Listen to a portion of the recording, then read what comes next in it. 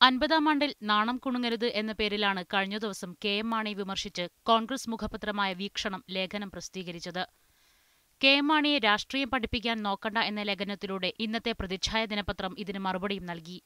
വീക്ഷണത്തിലെ ലേഖകന്റെ ഇംഗിതമനുസരിച്ചല്ല കേരള കോൺഗ്രസ് ഭാവി പരിപാടികൾ തീരുമാനിക്കുന്നത് എന്ന് പ്രതിച്ഛായയിലെ ലേഖനം പറയുന്നു.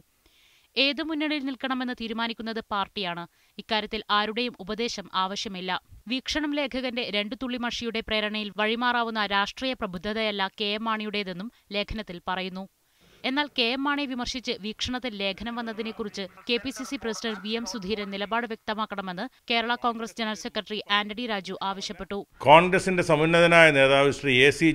ജോസ് പത്രാധിപരായ കോൺഗ്രസിന്റെ മുഖപത്രമായ വീക്ഷണം കഴിഞ്ഞ കുറേ നാളുകളായി കേരള കോൺഗ്രസിൻ്റെയും പാർട്ടിക്കെതിരെയും അതിൻ്റെ സമുന്നതരായ നേതാക്കന്മാർക്കെതിരെയും പാർട്ടി ചെയർമാനും മന്ത്രിയുമായ കെ.എം. മാണി സാർ ഉൾപ്പെടെയുള്ള നേതാക്കന്മാർക്കെതിരെയും വളരെ ആക്ഷേപകരമായ ലേഖനങ്ങൾ പ്രസിദ്ധീകരിച്ചു വരികയാണ്. ഇത് കോൺഗ്രസിൻ്റെ ഒരു വിഭാഗം നേതാക്കളുടെ അറിവോടെയല്ല ഈ ലേഖനങ്ങളെങ്കിൽ KPCC president Shri VM. Sudheeran നയം വ്യക്തമാക്കേണ്ടതാണ്.